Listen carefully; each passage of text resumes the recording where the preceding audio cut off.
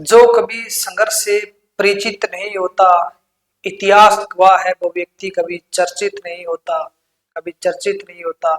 नमस्कार मेरे प्यारे बच्चों, एक बार फिर से आपका हार्दिक स्वागत है आपके ऑनलाइन प्लेटफॉर्म वीएस विद्यापीठ चोपटा में।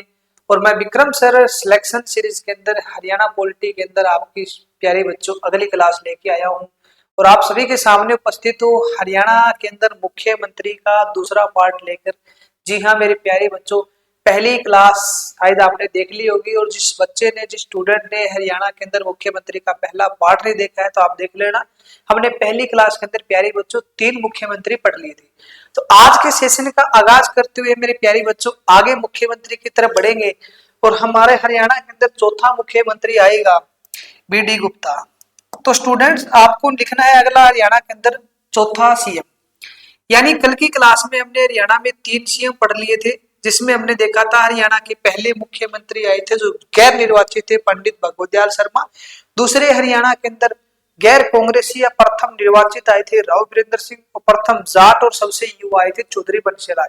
इन्होंने क्या क्या कार्य किए, ठीक है, इनके बारे में क्या खास खास बात थी, किसको गवर्नर बनाया गया था, किसको क्या पद दिया गया था, बंशीलाल के बारे में, हर सीएम के बारे में सारे फैक्ट जाने थे। तो आज मेरे प्यारे बच्चों हम पढ़ेंगे बनारसी दास गुप्ता के बारे में। यानी हरियाणा के चौथे सीएम रहेंगे बीडी गुप्ता, बनारसी दास गुप्ता। और बनारसी दास गुप्ता का मेरे प्यारे बच्चों जन्म हुआ था भिवाड़ी के अंदर। कहां पे? भिवाड़ी में। भिवाड़ी में जगह का नाम रहेगा मानेहरू। मानेहरू भिवाड़ी में बीडी गुप्ता का जन्म होता है। उसके बाद मेरे दोस्त दूसरा लिखना इनका कार्यकाल। कार्यकाल इनका कार्यकाल हरियाणा में 2 बार सीएम रहे थे, जिसमें से इसका पहला कार्यकाल महत्वपूर्ण रहेगा 1975 से लेकर 1977 तक, ठीक है। दूसरी बार 1990 में ये सीएम बने थे, लेकिन कार्यकाल सीएम से कभी कोई नहीं पूछता है। आपको बेसिक फैक्ट क्या लिखना है बीडी गुप्ता के बारे में मेरे प्यारे बच्चों? आपको बेसिक फैक्ट लिखना है इनका पेशा क्या था। पेशा यानी कार्य क्या था, तो कार्य लिखना मेरे दोस्त इनका कार्य था पत्रकारिता। क्या लिखोगे? पत्रकारिता। तो आप कहोगे गुरुजी अगर पत्रकारिता था तो इनकी पत्रिका जो है वो कौन सी आती है? इनकी पत्रिका तो लिखना स्टूडेंट से, इनकी पत्रिका रहेगी हरियाणा कांग्रेस। कौन सी हो जाएगी? हरियाणा कांग्रेस। हरियाणा कांग्रेस पत्रिका किसकी रहेगी? वो रहेगी बनारसी दास गुप्ता की। इसके साथ साथ मेरे दोस्त आप लिखना इसकी पुस्तक यानी इसकी बुक। इसकी बुक आती है, इन्होंने किताब लिखी थी पंचायती राज। पंचायती राज क्यों और कैसे। पंचायती राज क्यों और कैसे, यानी पंचायती राज क्यों और कैसे पुस्तक किसके द्वारा लिखी गई थी? बीडी गुप्ता द्वारा लिखी गई थी। आगे लिखना क्या है स्टूडेंट इनके बारे में? जो बीडी गुप्ता है मेरे दोस्त इनके बारे में लिखना कि 1972 में इन्होंने चुनाव लड़ा था। जब 1972 में चुनाव लड़ा तो स्टूडेंट 1972 में चौथी विधानसभा के चुनाव थे और 1972 में दोबारा से हरियाणा का मुख्यमंत्री बना था चौधरी बंशी लाल। और चौधरी बंशीलाल सीएम बना तो तब 1972 में इनको मेरे दोस्त बनाया गया था विधानसभा अध्यक्ष। क्या बनाया गया था? स्पीकर। यानी 1972 में स्टूडेंट्स ये रहे थे विधानसभा अध्यक्ष। विधानसभा अध्यक्ष। उसके बाद विधानसभा अध्यक्ष के बाद जब 1975 में चौधरी बंशीलाल को भारत का रक्षा मंत्री बना दिया जाता है, तब ये बनते हैं हरियाणा के मुख्यमंत्री। यानी क्या रहते हैं? हरियाणा के सीएम, हरियाणा के मुख्यमंत्री। और 1987 में इन्होंने फिर से चुनाव लड़ा था, कांग्रेस पार्टी से ही ये इलेक्शन लड़ते थे। और 1987 में मेरे दोस्त इनको बनाया गया था उप मुख्यमंत्री। क्या बनाया गया था? Deputy CM. और ये हरियाणा के अंदर तीसरे डिप्टी सीएम आए थे, उप मुख्यमंत्री। अब मेरे दोस्त आपसे एग्जामिनर क्वेश्चन ये पूछ सकता है कि हरियाणा के एकमात्र ऐसे व्यक्ति का नाम बताइए जो विधानसभा अध्यक्ष हरियाणा के मुख्यमंत्री व उप मुख्यमंत्री। कहने का अर्थ है मेरे दोस्त कि हरियाणा के एकमात्र ऐसे व्यक्ति जो स्पीकर, हरियाणा के सीएम और डिप्टी सीएम 3 पदों पर कार्य कर चुके हैं, तो वो व्यक्ति कौन हो जाएंगे? बनारसी दास गुप्ता हो जाएंगे। ठीक है, कौन हो जाएंगे? बीडी गुप्ता हो जाएंगे। और इनके शासनकाल में स्टूडेंट्स 1977 में हरियाणा में दूसरा राष्ट्रपति शासन लगा, सेकंड प्रेसिडेंट रूल लग गया था। उसके बाद आगे क्या लिखोगे आप? बीडी गुप्ता या बनारसी दास गुप्ता के बाद लिखना स्टूडेंट हरियाणा के 5वें सीएम। क्या लिखोगे? हरियाणा के 5वें मुख्यमंत्री। तो लिखना मेरे दोस्त 5वें सीएम। तो 5वें सीएम हरियाणा के रहेंगे चौधरी देवीलाल। चौधरी देवीलाल बहुत महान व्यक्ति थे चौधरी देवीलाल, चौधरी बंशीलाल और चौधरी देवीलाल। इनके शासन काल में हरियाणा में अच्छे कार्य हुए थे और चौधरी देवीलाल भी बहुत अच्छे नेता थे। चौधरी देवीलाल के बारे में लिखना, इनका जन्म हुआ था सिरसा के अंदर 1914 में। 25 सितंबर 1914 को तेजाखेड़ा के सिहाग परिवार में चौधरी देवीलाल का जन्म होता है। तेजाखेड़ा स्टूडेंट्स चौटाला के जस्ट पास रहेगा, सिरसा के अंदर। दूसरा मेरे दोस्त क्या लिखोगे इनके बारे में? दूसरा लिखना इनका कार्यकाल, यानी कार्यकाल में दोस्त क्या लिखोगे आप? 1977 से लेकर 1979 पहली बार। ठीक है, दूसरी बार 1987 से लेकर 1900, यानी 2 बार तो ये बने थे हरियाणा में मुख्यमंत्री। और 1989 से लेकर 1991, 1989 से लेकर 1991 यहां मेरे दोस्त ये रहे थे छठे उप प्रधानमंत्री। क्या रहे थे? छठे उप प्रधानमंत्री, यानी यहां पर छठे उप प्रधानमंत्री बने थे देश के। अब चौधरी देवीलाल है, इनके बारे में अच्छे फैक्ट एग्जामिनर द्वारा पूछे जाते हैं और व्यक्ति भी महान थे, तो आपको इनके बारे में कुछ बेसिक नॉलेज, कुछ थोड़ा 0 लेवल से लेकर हाई लेवल तक पढ़ना जरूरी है। तो मेरे दोस्त क्या जानोगे आप? चौधरी देवीलाल है, इनका जन्म होता है 1914 में, तेजाखेड़ा के अंदर है। और अपने पढ़ाई की प्रक्रिया जो है वो शुरू करते हैं उसके बाद 10वीं कक्षा की बात है, जब हिसार के अंदर पढ़ाई अध्ययन कर रहे थे, पढ़ाई कर रहे थे। तो 1930 की घटना थी और मात्र 16 वर्ष की उम्र थी चौधरी देवीलाल की। 1930 में मेरे दोस्त 1930 में अगर आपने कभी पढ़ा है जिसका नाम था सविनय अवज्ञा आंदोलन, सविनय अवज्ञा आंदोलन। और जब सविनय अवज्ञा आंदोलन चलाया महात्मा गांधी ने 78 व्यक्तियों के साथ दांडी मार्च की यात्रा की थी। कहने का मतलब है जब नमक कानून को लेकर महात्मा गांधी ने आंदोलन चलाया था। और चौधरी देवीलाल जो है इन्होंने 1930 में एक आर्य समाजी था जिसका नाम था स्टूडेंट केशवानंद। क्या नाम था? केशवानंद। यानी केशवानंद जो है, केशवानंद आर्य समाजी, इससे इन्होंने एक नमक की पुड़िया खरीद ली थी। केशवानंद आर्य समाजी से नमक की पुड़िया खरीदने के आरोप में, बस कुछ भी नहीं है, एक नमक की पुड़िया खरीद लेते हैं, उनके आरोप में इस पर देशद्रोह का मामला लग जाता है और मात्र 16 वर्ष की उम्र में इनको लाहौर में बोस्टन जेल में कैद कर दिया जाता है। यानी कि चौधरी देवीलाल ने मेरे दोस्त मात्र 16 वर्ष की उम्र में ये जेल खाने की यात्रा शुरू कर दी थी। देशद्रोह का मामला लगा, इनको जेल में डाल दिया गया, पढ़ाई की प्रक्रिया इन्होंने छोड़ दी थी। यानी क्या लिखोगे मेरे दोस्त? 1930 में केशवानंद आर्य समाजी से नमक की पुड़िया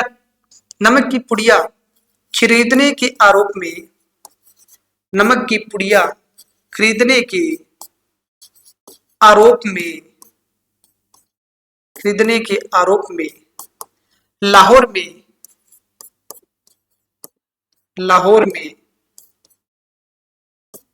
बोस्टन जेल में बंद कर दिया था। लाहौर में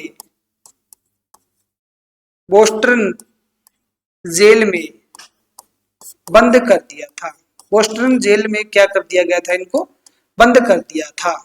उसके बाद स्टूडेंट इनको बाद में छोड़ दिया जाता है ऑलरेडी आपने कभी पढ़ा होगा, जब महात्मा गांधी ने सविनय अवज्ञा आंदोलन चलाया, तब ब्रिटेन के अंदर मैकडोनाल्ड प्राइम मिनिस्टर, तत्कालीन ब्रिटेन का प्रधानमंत्री था, उनके द्वारा जो है गोलमेज सम्मेलन का आगाज किया जाता है, यानी राउंड टेबल कॉन्फ्रेंस।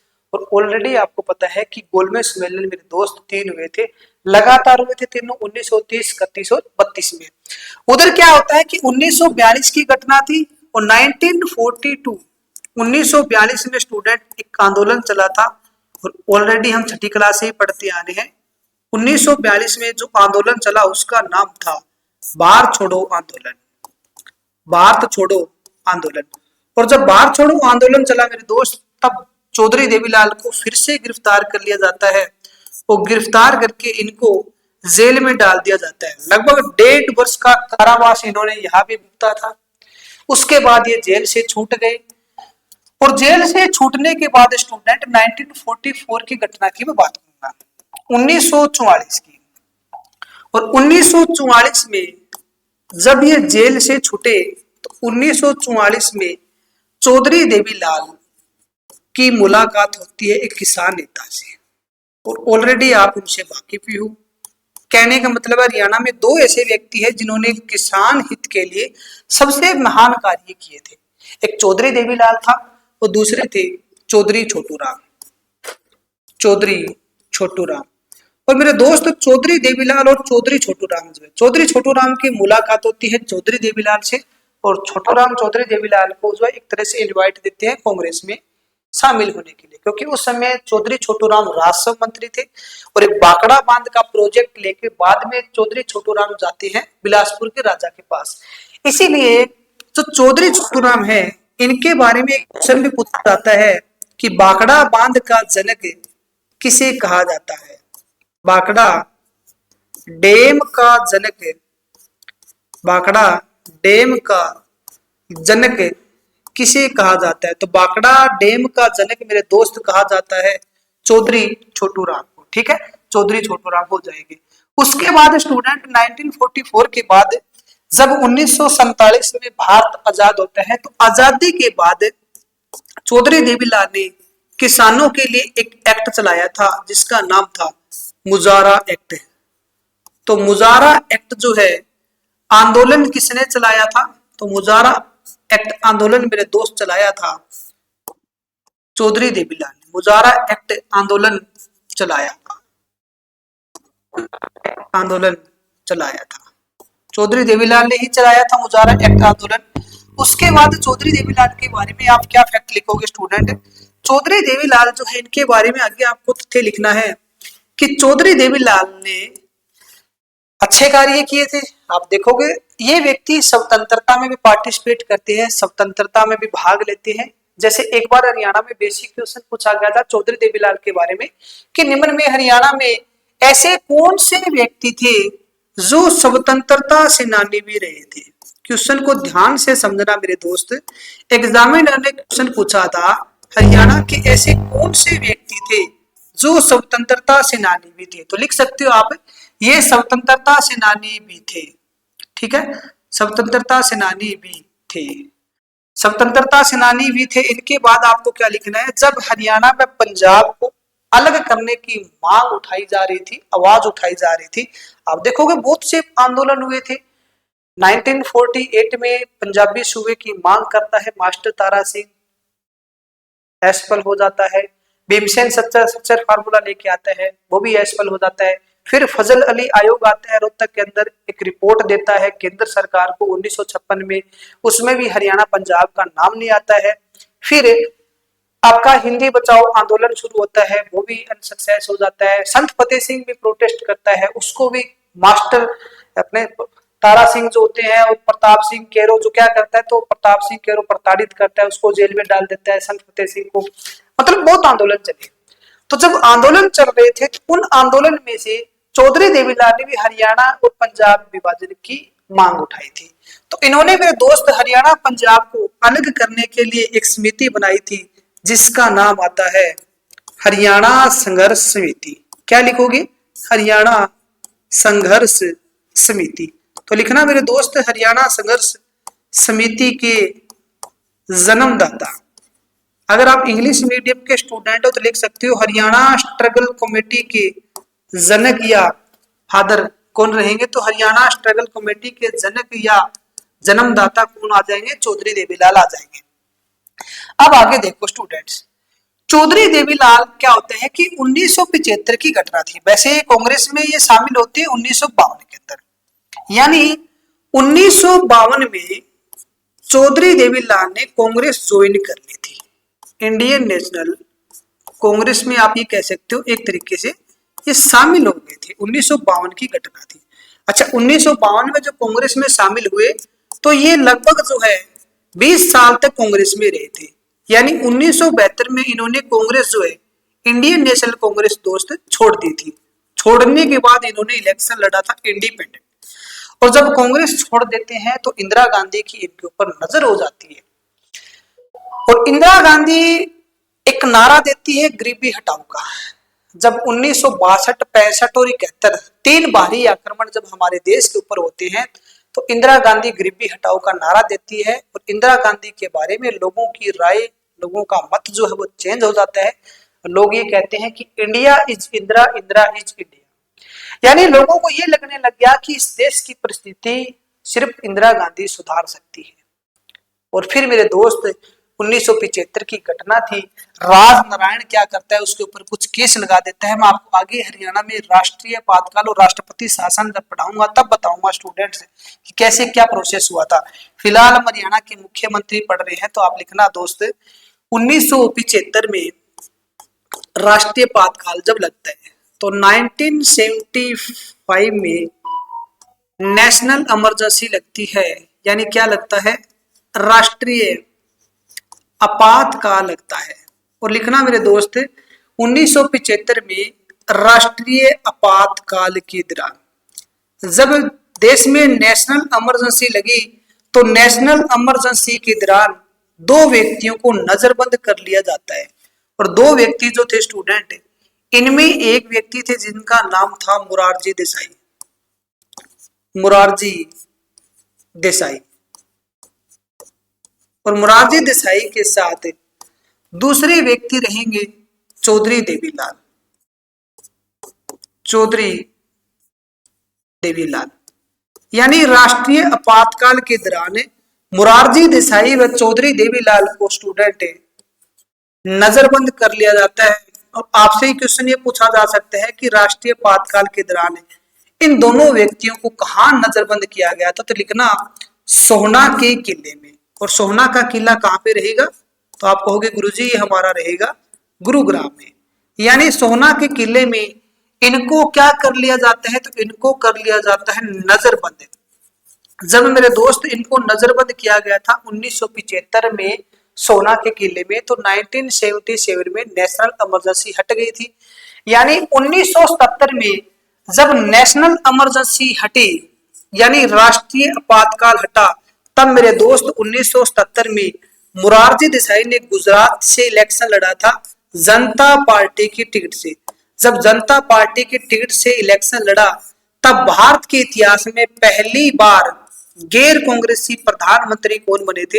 यानी आप मेरे स्टूडेंट्स देखोगे भारत के इतिहास में 30 साल बाद, यानी 1947 में भारत आजाद होता है, और आजादी के 30 साल बाद पहला ऐसा कोई व्यक्ति था जो गैर कांग्रेसी प्रधानमंत्री बनकर सामने आता है।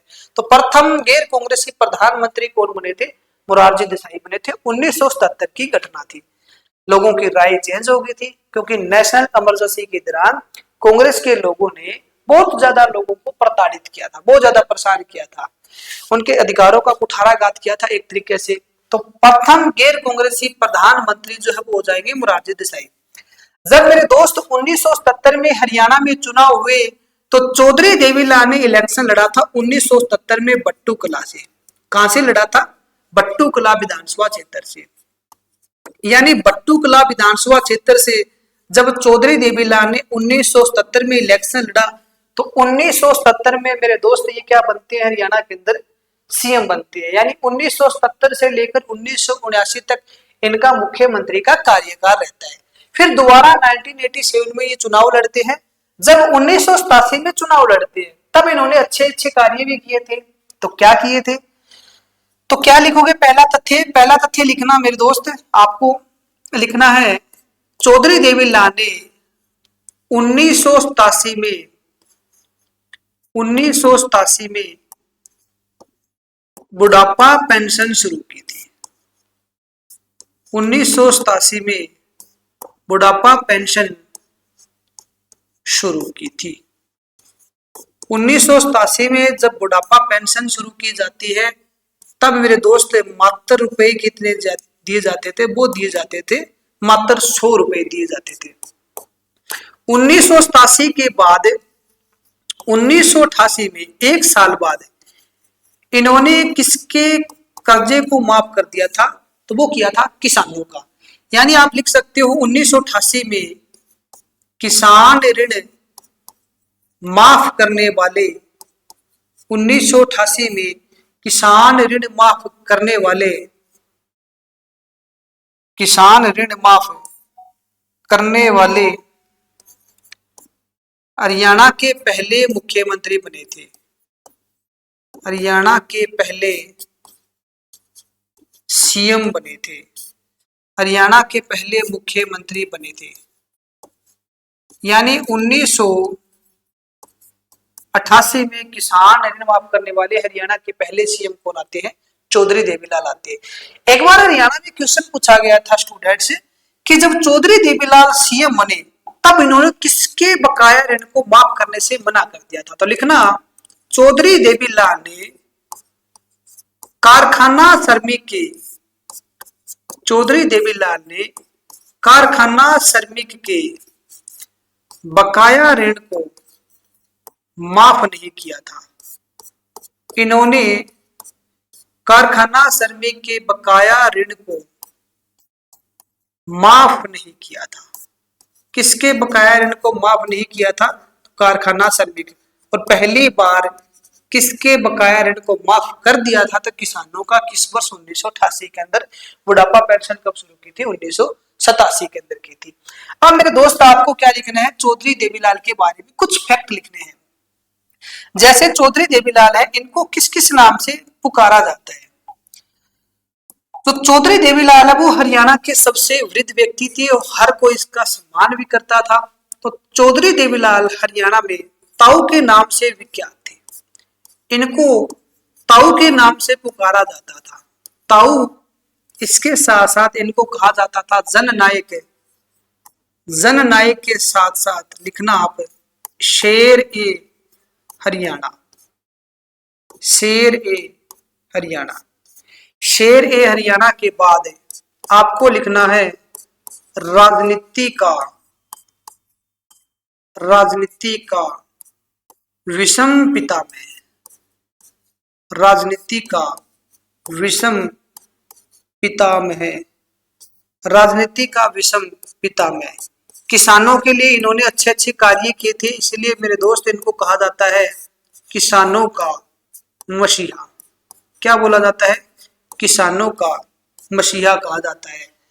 जब घटना रहेगी मेरे दोस्त, चंद्रशेखर जब इस देश का प्रधानमंत्री था, चंद्रशेखर जब प्रधानमंत्री के पद से हट गए थे तब देश के व्यक्तियों को, वहां बैठे उपस्थित एमएलए एमपी जितने भी व्यक्ति थे, उनको ये लगने लग गया था कि अब देश का प्रधानमंत्री एक वृद्ध व्यक्ति, एक किसान नेता चौधरी देवीलाल बनने वाला है। तब चौधरी देवीलाल अपनी कुर्सी से खड़े होकर एक बात कहते हैं कि मैं इस देश का प्रधानमंत्री नहीं बन सकता क्योंकि मैं देश का सबसे बुजुर्ग व्यक्ति हूं और लोग मुझे ताऊ कहते हैं, मुझे ताऊ ही रहने दो। मैं प्रधानमंत्री का पद विश्वनाथ प्रताप सिंह को सौंपता हूं। और बड़े अचंभे की बात थी कि उन्होंने प्रधानमंत्री की कुर्सी को एक तरह से ठुकरा दिया था। चाहते तो उस समय देश के प्रधानमंत्री बन सकते थे, लेकिन मेरे दोस्त ये देश के प्रधानमंत्री बनने से उन्होंने मना कर दिया था और खुद बन गए थे प्रधानमंत्री और उन्होंने बना दिया था राजा।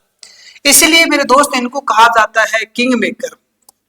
किंग मेकर का मतलब होता है राजा बनाने वाला। तो किंग मेकर के नाम से किसे जाना जाता है? वो जाना जाता है चौधरी देवीलाल को। इतने सारे फैक्ट आपको लिखने हैं चौधरी देवीलाल के बारे में।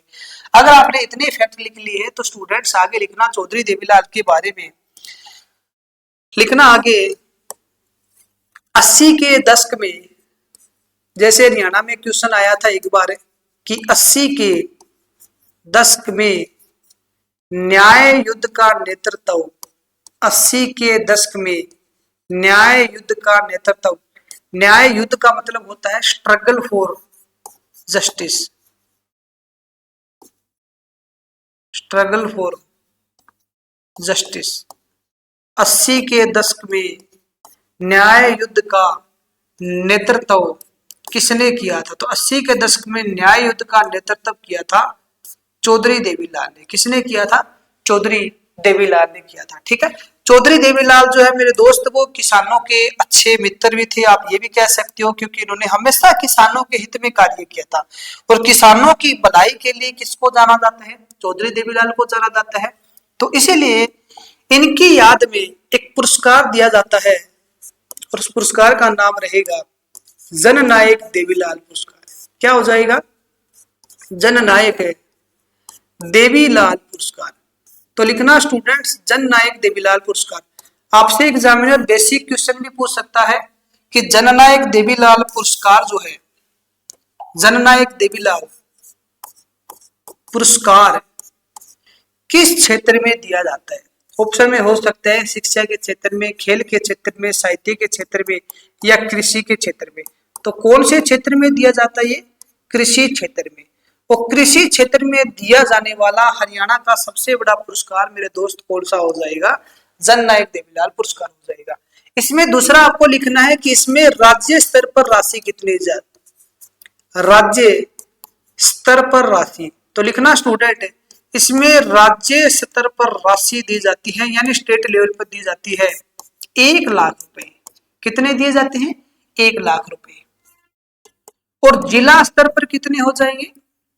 तो डिस्ट्रिक्ट लेवल पर लिखना 25,000 रुपए। कितने हो जाएंगे? 25,000 रुपए हो जाएंगे। 25,000 रुपए जो हो जाएंगे। ठीक है, उसके बाद आगे लिखना इनके बारे में, इन्होंने एक प्रसिद्ध नारा दिया था। और चौधरी देवीलाल जो है इनका स्टूडेंट प्रसिद्ध नारा जो आता है उस नारा का नाम रहेगा लोक राज। लोक लाज से चलता है, लोक राज लोक लाज से चलता है। जब भी आप देखोगे, अगर चौधरी देवीलाल की प्रतिमा को देखोगे तो मेरे दोस्त आप सबसे पहले देखोगे कि इनकी प्रतिमा के ऊपर एक प्रसिद्ध नारा लगा हुआ है और वो आपको मिलेगा लोक राज से चलता है। ये चौधरी देवीलाल का नारा है। और चौधरी देवीलाल 2001 में बीमार हो जाते हैं। जब बीमार हो जाते हैं तो नई दिल्ली में इनको भर्ती कर दिया जाता है। और नई दिल्ली में जब भर्ती कर दिया जाता है तो नई दिल्ली में ये मेरे दोस्त हॉस्पिटल के अंदर ही अपनी अंतिम सांस लेते हैं, यानी इस दुनिया से चले जाते हैं, इस दुनिया को अलविदा कह देते हैं। महान व्यक्ति चौधरी देवीलाल, किसानों के नेता, महान मुख्यमंत्री चौधरी देवीलाल इस दुनिया से जब चले जाते हैं तो इनके सम्मान में ही दिल्ली में इनका जो है समाधि स्थल बना दिया गया था। तो मेरे दोस्त नई दिल्ली में इनका जो समाधि स्थल आता है उसको कहा जाता है संघर्ष घाट। किस नाम से जाना जाता है? संघर्ष घाट के नाम से जाना जाता है। तो आपसे एग्जामिनर स्टूडेंट ये पूछ सकता है कि चौधरी देवीलाल के समाधि स्थल को किस नाम से जाना जाता है? आप आंसर दोगे संघर्ष घाट। जब 2001 में इस दुनिया से चले गए थे, इसके 2 साल बाद इनके सम्मान में ही मेरे दोस्त सिरसा के अंदर एक यूनिवर्सिटी की स्थापना की गई थी जिसका नाम आता है CDLU, यानी चौधरी देवीलाल यूनिवर्सिटी जो है वो 2003 में बनी थी। और चौधरी देवीलाल यूनिवर्सिटी मेरे दोस्त कहाँ पे हो जाएगी? तो आप कहोगे गुरुजी आपकी हो जाएगी सिरसा के अंदर हो जाएगी। ठीक है, सिरसा में चौधरी देवीलाल के सम्मान में इस यूनिवर्सिटी की स्थापना की गई थी। तो चौधरी देवीलाल के बारे में हमने बेसिक फैक्ट जो है मेरे दोस्त बिल्कुल सुनने से लेकर हाई लेवल तक आज की क्लास में पढ़ने का कार्य किया है। मेरे दोस्त मैंने आपको पहली क्लास में 3 मुख्यमंत्री बताए थे, आज की क्लास में मैंने आपको 2 CM बताए हैं। अगली क्लास जो हमारी बच गई है, जो CM बच गए हैं, क्योंकि उन्होंने कुछ खास ज्यादा कार्य तो किए नहीं है, उनके बारे में ज्यादा कुछ फैक्ट नहीं आती है, तो इसीलिए आगे हमारे जो 5-6 CM बच गए हैं नायब सिंह सैनी तक, वो सारे के सारे नेक्स्ट क्लास में कवर करने का कार्य करेंगे। तो मेरे दोस्त आपको ये सेशन कैसा लग रहा है, ये वीडियो आपको कैसी लगी, एक बार कमेंट बॉक्स में जरूर बताना। और आपको अगर सिलेक्शन सीरीज के अंदर मजा आ रहा है तो मेरे दोस्त आप इस YouTube चैनल को जो है ज्यादा से ज्यादा अपने दोस्तों तक शेयर करना। और अगर आप इस चैनल पे पहली बार विजिट कर रहे हो तो चैनल को सब्सक्राइब करके बेल आइकन ऑन कर लेना। मिलते हैं नेक्स्ट क्लास के अंदर, तब तक के लिए थैंक यू। जय हिंद, जय भारत। पेमेंट की होगी, आधी घंटा की होगी।